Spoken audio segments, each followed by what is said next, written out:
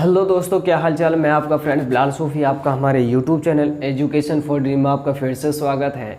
जी हाँ दोस्तों, आज की वीडियो में हम जो केमिस्ट्री का फर्स्ट चैप्टर मतलब 10th क्लास का जो first chapter chemical reaction and equation, आज उसके बारे में हम डिटेल से पढ़ने वाले हैं कि किस तरीके से एग्ज़ाम के अंदर इससे क्वेश्चन पूछा जाता है और किस तरीके से इसके अंदर जो मेन टॉपिक्स हैं वो किस तरह से हैं और किस तरह से हमें उनको समझना है।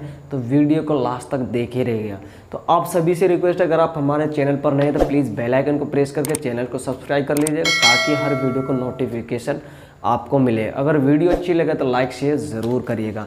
तो चलिएगा हम शुरू कर देते हैं। तो सबसे पहले हम देखें कि केमिकल रिएक्शन और इक्वेशन क्या होती है। सबसे पहले हम समझेंगे कि जो हमारी केमिकल रिएक्शन है वो क्या होती है, क्योंकि हमें जब चैप्टर के नेम के बारे में नहीं पता होगा तो हम किस तरह से उसको हम पता कर पाएंगे। तो केमिकल रिएक्शन क्या होती है, उसके अंदर दो या दो से अधिक रिएक्टेंट होते हैं, मतलब दो या दो से अधिक हमारे केमिकल्स होते हैं, वो पार्टिसिपेट करते हैं, एक फाइनल प्रोडक्ट बनाते हैं।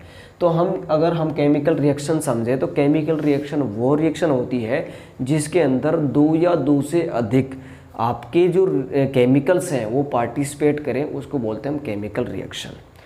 तो अब बात करें हम जो केमिकल इक्वेशन है कि जो केमिकल इक्वेशन है वो क्या होती है। केमिकल इक्वेशन है वो क्या चीज़ होती है वो भी हम आपको बताएंगे। तो जो केमिकल इक्वेशन है वो रिप्रेजेंटेशन होती है केमिकल रिएक्शन का। क्या होती है? Representation of chemical reaction.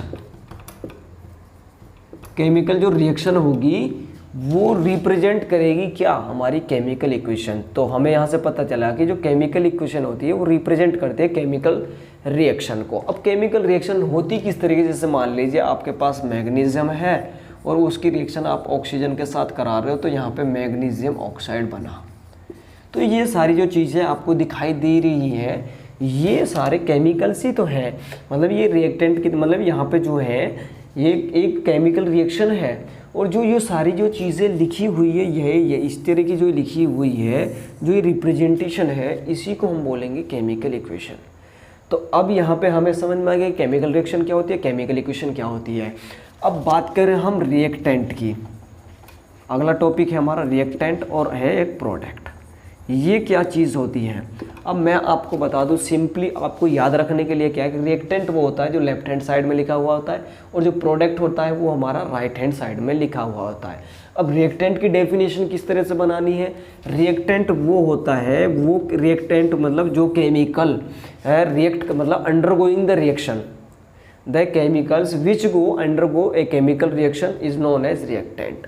तो यहाँ पे हम देख रहे हैं कि जो मैग्नीशियम और जो ऑक्सीजन है वो आपस में रिएक्ट ही तो कर रहे हैं, मतलब एक रिएक्शन के अंडरगो में जा रहे हैं। तो यहाँ पे ये हो गए रिएक्टेंट।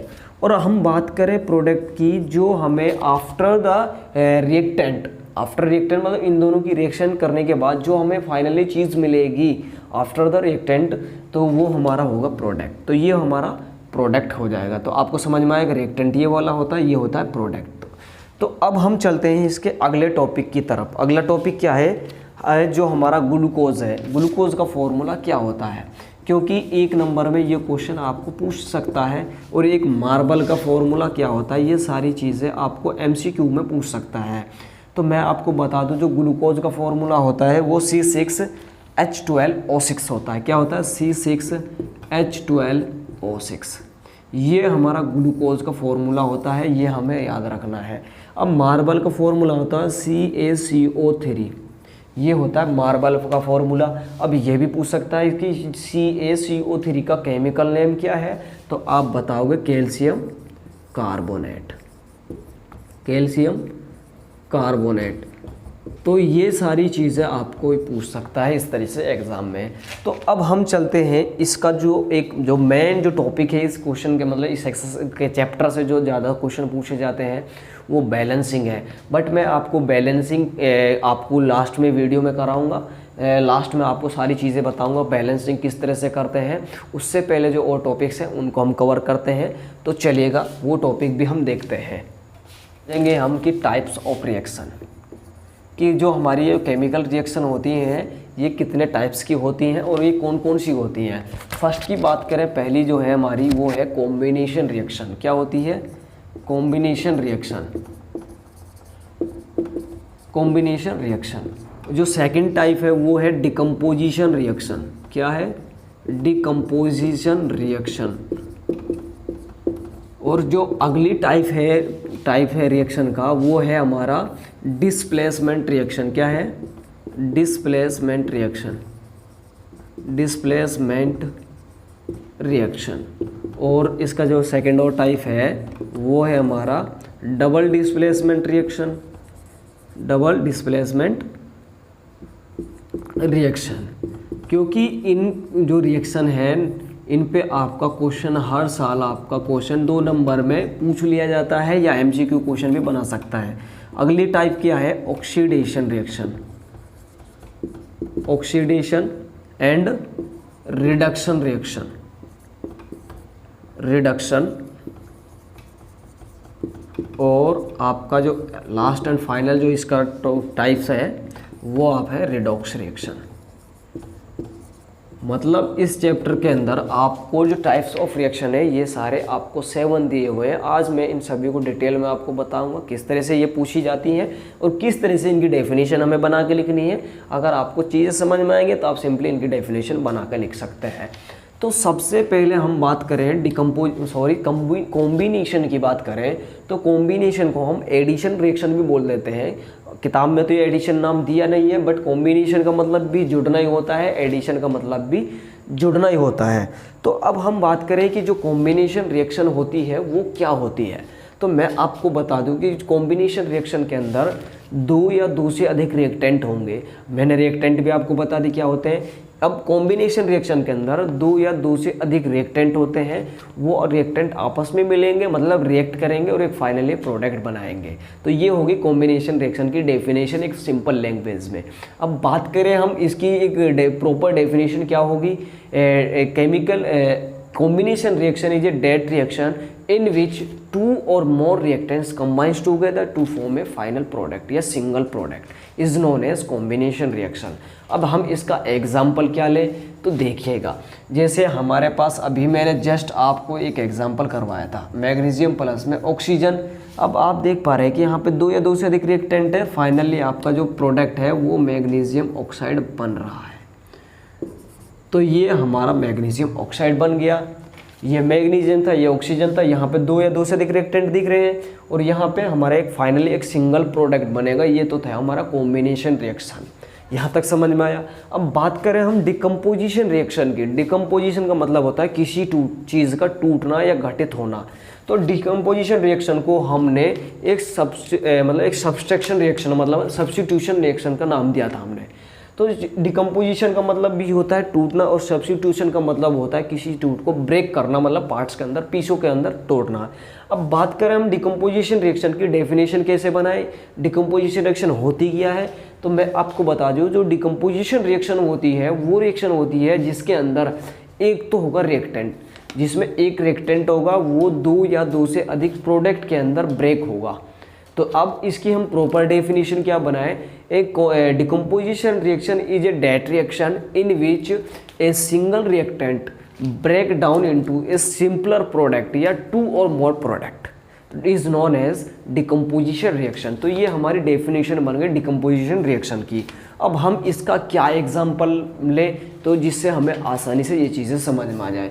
तो देखिएगा, अब आप जैसे ये कैल्शियम कार्बोनेट है, अगर आप इसको हीट करते हो, जब आप कैल्शियम कार्बोनेट को हीट करोगे तो ये 2 या 2 से अधिक प्रोडक्ट के अंदर टूटेगा। तो वो बनेगा एक कैल्शियम ऑक्साइड प्लस में CO2 मतलब कार्बन डाइऑक्साइड। तो ये तो हमारा हो गया कैल्शियम ऑक्साइड और वो हो गया हमारा कार्बन डाइऑक्साइड। कार्बन डाइऑक्साइड ये हमारा डिकम्पोजिशन रिएक्शन का एग्जाम्पल हो गया, कार्बन डाइऑक्साइड। तो यहाँ तक हमारी बात होगी। अब बात कर ले हम डिस्प्लेसमेंट रिएक्शन की। अब जो डिस्प्लेसमेंट रिएक्शन है वो क्या होती है, अब आप एक बात समझिएगा। डिस्प्लेस का मतलब होता है किसी को उसकी पोजीशन से हटाना, यही तो होता है डिस्प्लेसमेंट, मतलब डिस्प्लेस कर, भाई इस चीज़ को यहाँ से डिस्प्लेस करो, मतलब इस चीज़ को यहाँ से हटाओ, यही तो मतलब होता है। अब बात करें हम डिस्प्लेसमेंट रिएक्शन की, वही चीज़ है, क्योंकि डिस्प्लेसमेंट रिएक्शन में क्या होता है कि जो मोर रिएक्टिव एलिमेंट होगा वो लेस रिएक्टिव एलिमेंट को उसकी जो पोजीशन है उस सॉल्यूशन के अंदर से उसको डिस्प्लेस कर देगा। अब हम इसकी डेफिनेशन कैसे बनाएं डिस्प्लेसमेंट रिएक्शन की, तो displacement reaction is a that reaction in which more reactive element displace the less reactive element from the solution is known as displacement reaction. तो ये हमारी बन गई डेफिनेशन। अब हम इसका एग्जाम्पल क्या लें कि जो डिस्प्लेसमेंट रिएक्शन के अंदर हमारा आएगा, तो देखिएगा, अगर हम यहाँ पे एग्जाम्पल लें CuO प्लस में Zn, अगर यहाँ पे कॉपर है, यहाँ पे जिंक है, तो यहाँ पे क्या करेगा, वो जो ये है जिंक, यहाँ पे बनेगा ZnO प्लस में Cu। तो इसका मतलब ये है कि जो जिंक है ना कॉपर से ज़्यादा रिएक्टिव था, तभी तो इस पे इसने रिएक्शन किया, तभी इसको यहाँ से इसको डिस्प्लेस किया, तभी वो यहाँ पे निकल के गया है। तो इस तरीके से डिस्प्लेसमेंट रिएक्शन की डेफिनेशन बन चुकी है। तो इससे पहले 2 टॉपिक रह गए, तो वो मैं भी आपको डिस्कस कर देता हूँ। तो एक टॉपिक था हमारा एक्सोथर्मिक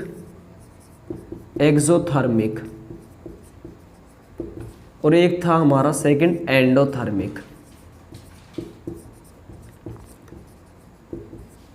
अब एक्सोथर्मिक क्या होता है और एंडोथर्मिक क्या होता है ये आपको बताना।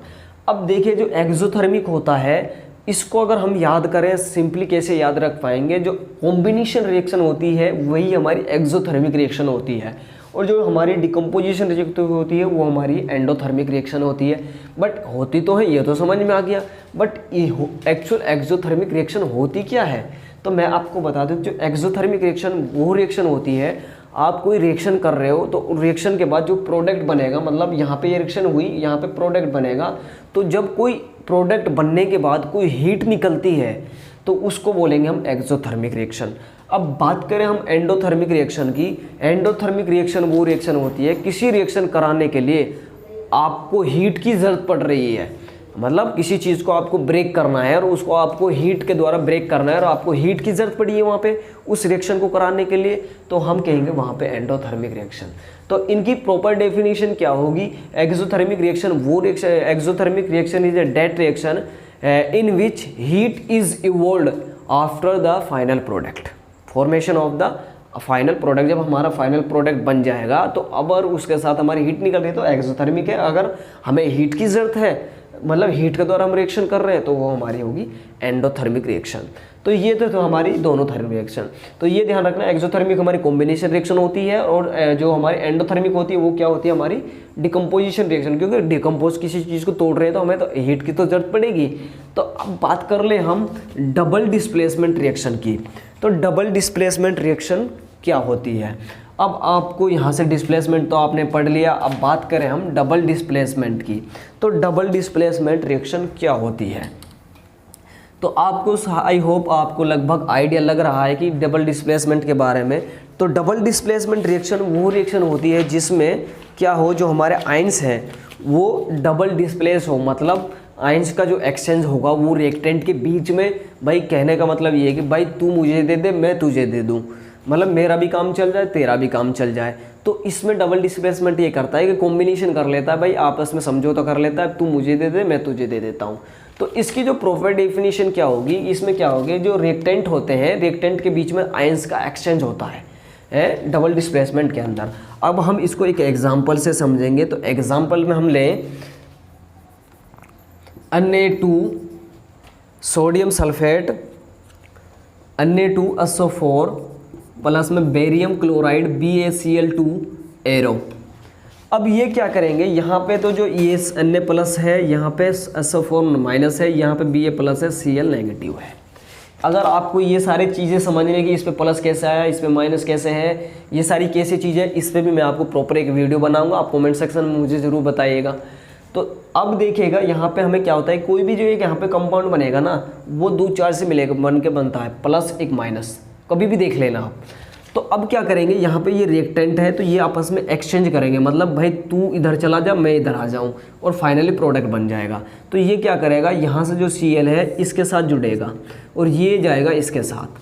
तो अब देखेंगे तो यहाँ पे बनेगा 2NaCl, मतलब सोडियम क्लोराइड प्लस में बेरियम सल्फेट। तो ये हमारा एग्जाम्पल है डबल डिस्प्लेसमेंट रिएक्शन का। तो यहाँ पे डबल डिस्प्लेसमेंट रिएक्शन में मैंने आपको बताया कि जो एक्सचेंज ऑफ आयंस होता है रिएक्टेंट के बीच में, तो यहाँ पे एक्सचेंज ऑफ आयंस ही तो हो रहे हैं, मतलब इसका आयंस था वो यहाँ पे जा रहा है, इस वाले का आयंस इधर जा रहा है। अब मैं आपको बता दूँ आयंस क्या होते हैं वो भी आप समझ लीजिएगा। आयंस होता है एक टाइप से चार्ज, मतलब एक पॉजिटिव आयंस एक नेगेटिव आयंस, एक होता है कैटाइंस और एक होता है एनाइंस। कैटाइंस होता पॉजिटिव चार्ज, एनाइन होता नेगेटिव चार्ज, ठीक है। आयंस का मतलब चार्ज, ठीक है। अब चलते हैं हम इसका जो ऑक्सीडेशन और रिडक्शन रिएक्शन इनकी बारे में बात कर लेते हैं, तो ये चीज़ें क्या होती है तो चलिएगा। तो अब बात करें हम ऑक्सीडेशन रिएक्शन की, तो आप सिंपली समझ पा रहे हैं कि भाई कहते हैं ना, बहुत सारे कहते हैं भाई ऑक्सीडेशन हो गया मतलब ऑक्साइड हो गई ये चीज़, मतलब इसके अंदर ऑक्सीजन ऐड हो गया। तो सिंपली वहीं से आपको आइडिया लग रहा है कि कहते हैं ना कि ओए भाई ये सारी चीज़ें ऑक्साइड हो चुकी हैं, भाई ये ऑक्साइड हो गया है। तो अब देखिएगा ऑक्सीडेशन रिएक्शन क्या होता है। ऑक्सीडेशन रिएक्शन की जो प्रॉपर डेफिनेशन क्या है कि उस ऑक्सीडेशन के अंदर ऑक्सीजन का ऐड होता है और रिमूवल ऑफ हाइड्रोजन होता है। तो अब हम इसकी जो प्रॉपर डेफिनेशन ये है कि oxidation reaction is A direct reaction in which edition of oxygen and removal of hydrogen, जिसके अंदर आपको किसी भी एलिमेंट के अंदर आपको ऑक्सीजन ऐड होता दिखाई दे, मतलब प्रोडक्ट के अंदर आपको ऐड ऑक्सीजन मिलेगा और रिएक्टेंट में आपको उसके साथ ऑक्सीजन नहीं मिलेगा, तो उसको कहेंगे ऑक्सीडेशन रिएक्शन। तो देखिएगा इसका हम एग्जाम्पल लेते हैं, जैसे ऑक्सीडेशन रिएक्शन का Cu प्लस में O2। तो आप यहाँ पे कॉपर है तो उसके ऑक्सीजन के साथ रिएक्शन कराते हैं, तो यहाँ पे बन गया कॉपर ऑक्साइड। तो यहाँ पे तो हमारा रिएक्टेंट में खाली कॉपर था, तो मैंने आपको बताया फाइनल प्रोडक्ट में आपको उसको ऑक्सीजन मिलेगा, तो यहाँ पे हमारा ऑक्सीडेशन हो गया। अब बात करें हम रिडक्शन रिएक्शन की, तो रिडक्शन रिएक्शन में जस्ट इसका उल्टा होता है। क्या होता है, इसमें तो एडिशन ऑफ ऑक्सीजन होता था, इसमें क्या होगा रिडक्शन रिएक्शन के अंदर एडिशन ऑफ हाइड्रोजन होगा और रिमूवल ऑफ हाइड्रोजन ऑक्सीजन होगा। तो अब हम इसका एग्जाम्पल क्या लें, जैसे CuO प्लस में H2, ये हो गया। अब इसको जब हम रिएक्शन कराएंगे तो यहाँ से Cu प्लस में H2O, ये बनेगा फाइनल प्रोडक्ट।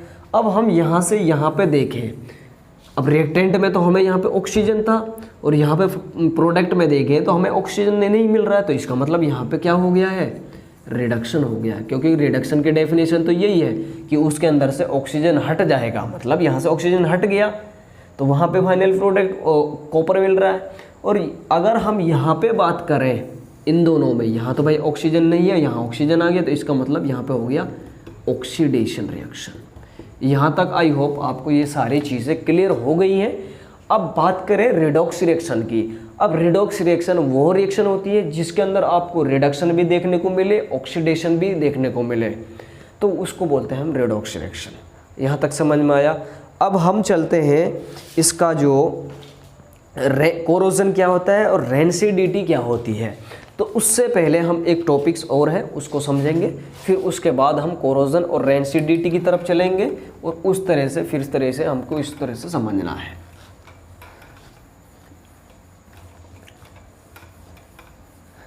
कि आपका एक भी क्वेश्चन आपका एग्ज़ाम में नहीं छूटेगा, आई होप, क्योंकि मैंने आपको सारी चीज़ें बहुत अच्छी तरीके से क्लियर करा दी हैं। अगर आपको कोई भी क्वेश्चन में अभी भी प्रॉब्लम आए तो आप मुझे कमेंट करके बता दीजिएगा। तो सबसे पहले हम देखते हैं, यहाँ पे एक रिएक्शन है 2AgCl प्लस में एरो, तो यहाँ पे आएगा आपका 2Ag प्लस में Cl2 और 2AgBr एरो 2Ag प्लस में Br2। अब ये रिएक्शन दी हुई है, ये रिएक्शन मैं आपको इसलिए लिखवा रहा हूँ क्योंकि ये रिएक्शन आपको MCQ क्वेश्चन, मतलब 1 नंबर का जो शॉर्ट क्वेश्चन आता है उसमें आपसे पूछा जा सकता है, या 2 नंबर में भी क्वेश्चन आपको पूछा जा सकता है। अगर आपको इस तरीके की रिएक्शन कहिए कि which type of this reaction, मतलब ये किस तरह की रिएक्शन है, या इस रिएक्शन को किस चीज़ के लिए इस्तेमाल किया जाता है, मतलब ये वाली जो रिएक्शन दोनों लिखी हुई है, इन रिएक्शन का कहाँ पे इस्तेमाल किया जाता है। अब मैं आपको बता दूं कि जो ये जो रिएक्शन लिखी हुई है, इनका रिएक्शन जो ब्लैक एंड वाइट, जो ब्लैक और वाइट फोटोग्राफी होती है ना, उसके अंदर हम इसका यूज़ करते हैं। ब्लैक एंड वाइट फोटोग्राफी होती है जो हमारी, उसके अंदर हम इसका इस्तेमाल करते हैं। अब आपसे क्वेश्चन ऐसा भी कर सकता है कि ब्लैक एंड वाइट फोटोग्राफी के लिए कौन सी रिएक्शन इस्तेमाल करते हैं, तो आप 2 नंबर में क्वेश्चन पूछ ले तो आप सिंपली इन दोनों रिएक्शनों को लिखोगे, मतलब AgCl और AgBr, silver chloride silver bromide, ठीक है। Ag मतलब सिल्वर, Br मतलब ब्रोमाइड। तो ये था इस तरह से। अब बात करें हम इसके जो कोरोजन क्या होता है। कोरोजन का मतलब आप सिंपली समझ पा रहे हैं कि कोरोजन का मतलब होता है किसी चीज़ पे जंग लगना।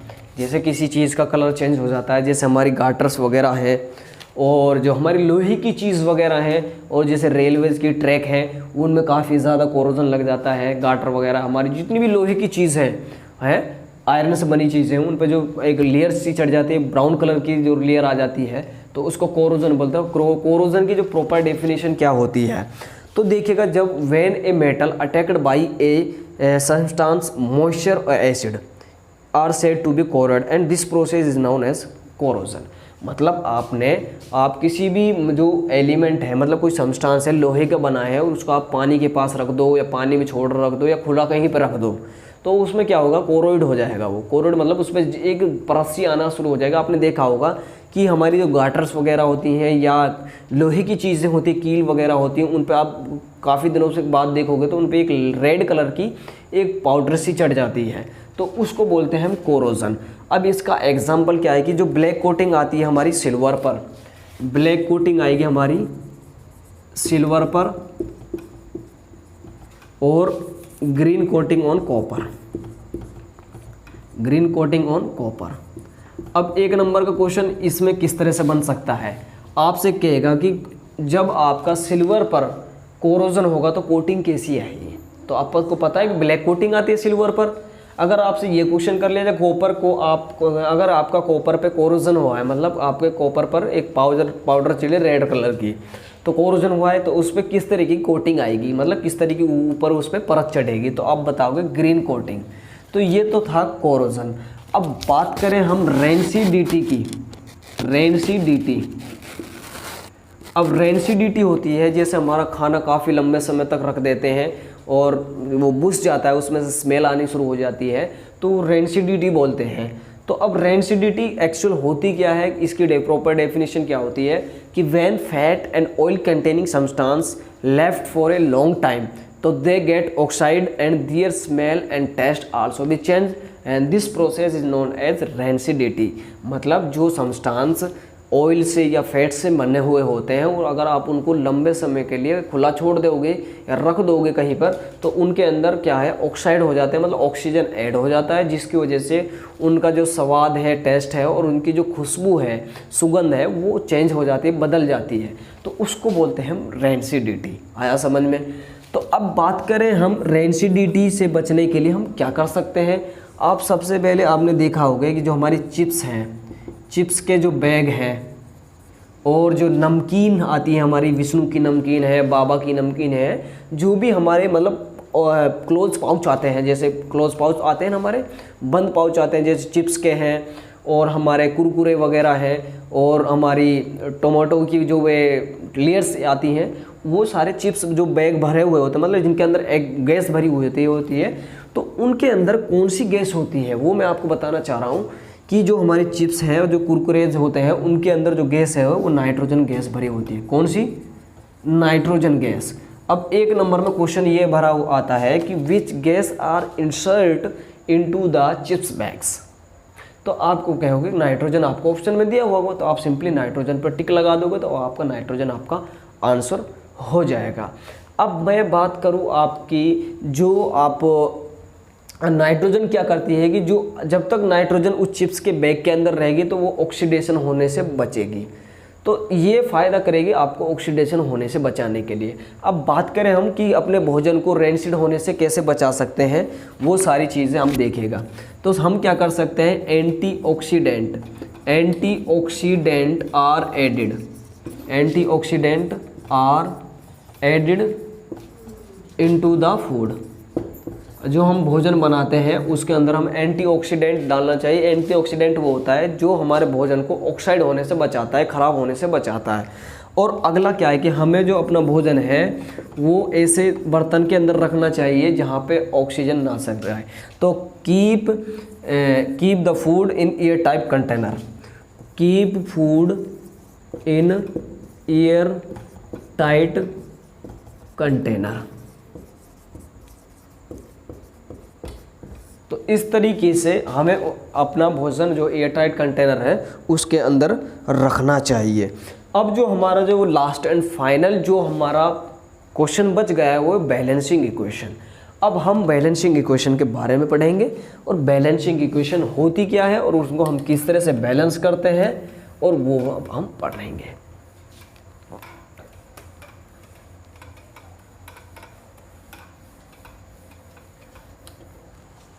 तो देखिएगा बैलेंसिंग इक्वेशन क्या होती है। सबसे पहले हम समझेंगे बैलेंसिंग इक्वेशन। बैलेंसिंग इक्वेशन वो इक्वेशन होती है जिसमें लेफ्ट हैंड साइड में और राइट हैंड साइड में जो number of elements, number of atom बराबर हो। मतलब लेफ्ट हैंड साइड में मैग्नीशियम 1 है तो राइट हैंड साइड में भी मैग्नीशियम 1 होना चाहिए। मतलब लेफ्ट हैंड साइड में, राइट हैंड साइड में जितनी भी मैग्नीशियम लेफ्ट साइड में हो या कोई भी एलिमेंट हो तो वो हम बोलेंगे बैलेंसिंग इक्वेशन।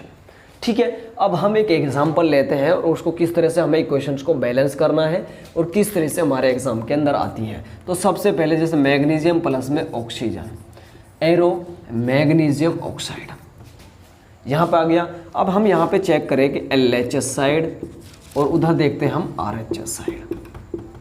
कि हमने तो पढ़ा था कि बैलेंसिंग इक्वेशन में लेफ्ट हैंड साइड बराबर होने चाहिए राइट हैंड साइड के। तो यहाँ पे मैग्नीशियम का 1 और वहाँ पे मैग्नीशियम का 1। यहाँ पे ऑक्सीजन है एलिमेंट हमारे यहाँ पे तो मैग्नीशियम था एलिमेंट और यहाँ पे है ऑक्सीजन। ऑक्सीजन यहाँ पे कितने एटम है 2 और यहाँ पे 1।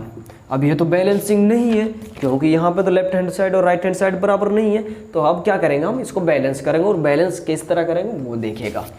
तो देखिए सबसे पहले क्या करना है, हमें दिख रहा है कि यहाँ पे मैग्नीशियम का 1 है, ऑक्सीजन भी 1 है, बट यहाँ पे सॉरी ऑक्सीजन 2 है, यहाँ पे ऑक्सीजन 1 है। अब हम यहाँ पे ऑक्सीजन 2 लिखने लग गए तो हमारा हो जाएगा गलत। तो हम क्या करेंगे, इस ऑक्सीजन को बैलेंस करने के लिए 2 यहाँ पे लिखना पड़ेगा। लिख दिया। अब जो ये 2 लिखा है तो इसका मतलब यहाँ पे ये 2 है, इसके भी मल्टीप्लाई में है, इसके भी मल्टीप्लाई में है। तो जो यहाँ पे 2 तो मैग्नीशियम हो गए और 2 ही ऑक्सीजन हो गए, बट यहाँ पे तो मैग्नीशियम 1 है ना। तो अब यहाँ पे बैलेंस करिएगा तो यहाँ पे 1 को रिप्लेस कर दीजिएगा, 2 से यहाँ से मल्टीप्लाई कर दीजिएगा। तो इस तरीके से हमारी अब ये बैलेंसिंग इक्वेशन बन चुकी है। अब हम चेक कर सकते हैं कि यहाँ पे मैग्नीशियम कितना है 2, लेफ्ट हैंड साइड में वहाँ भी 2 है, और यहाँ पे ऑक्सीजन कितना है 2 और वहाँ भी ऑक्सीजन कितना है 2। तो इस तरीके से हमें बैलेंसिंग इक्वेशन को करना है। तो चलिएगा एक एग्जाम्पल और लेते हैं ताकि ये सारी चीज़ें आपको क्लियर हो जाए और सारी चीज़ें आपको समझ में आए। अगर आपको किसी भी एग्जाम्पल में बैलेंसिंग करने में आपको कोई प्रॉब्लम आए चैप्टर के अंदर तो आप हमें कमेंट सेक्शन में बता दीजिएगा, तो हम आपको ज़रूर बताएंगे। तो देखिएगा अगला क्या है, जैसे हाइड्रोजन प्लस में क्लोरीन, तो आपका जो प्रोडक्ट बनेगा वो हाइड्रोजन क्लोराइड बनेगा, हाइड्रोजन क्लोराइड। अब 2 नंबर में क्वेश्चन इस तरह आएगा, आपको पहले तो ये नाम दे दिए जाएंगे, पहले आपको इक्वेशन बनानी फिर उसको बैलेंस करना। 2 नंबर में क्वेश्चन इस तरह से आता है, या आपको कोई रिएक्शन दे देंगे उसको सीधा बैलेंस कर देंगे, जैसे मैंने अभी आपको एक क्वेश्चन समझाया था।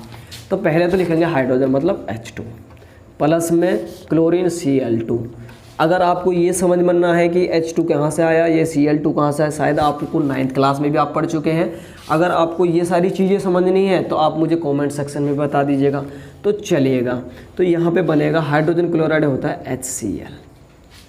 अब बात करें हम लेफ्ट हैंड साइड में, यहाँ पे H2 है, मतलब हाइड्रोजन 2 है, यहाँ पे हाइड्रोजन 1 है, यहाँ पे क्लोरीन 2 है, यहाँ पे क्लोरीन 1 है। तो हमें क्या करना है, लेफ्ट हैंड साइड और राइट हैंड साइड बराबर करनी होती है। तो यहाँ पे हाइड्रोजन 2 है तो हम 2 की यहाँ पे मल्टीप्लाई कर देंगे। तो 2 हाइड्रोजन पर ये 2 तो इन दोनों के मल्टीप्लाई में ना, इसके भी इसके भी। तो यहाँ पे क्लोरीन 2 है, यहाँ भी क्लोरीन 2, तो इसका मतलब ये हमारी रिएक्शन क्या हो चुकी है, बैलेंस हो चुकी है। तो इस तरीके से हमें बैलेंसिंग इस तरह से करनी है। तो आई होप आपको ये सारी चीज़ें समझ में आई होंगी। अगर आपको किसी भी इक्वेशन को, बैलेंसिंग इक्वेशन में आपको कोई भी प्रॉब्लम आए, या आपको किसी भी टॉपिक्स में आपको कोई भी प्रॉब्लम आई है, तो आप मुझे कमेंट सेक्शन में ज़रूर बताइएगा। तो आज के लिए इतना ही, मिलते हैं अगली वीडियो के साथ।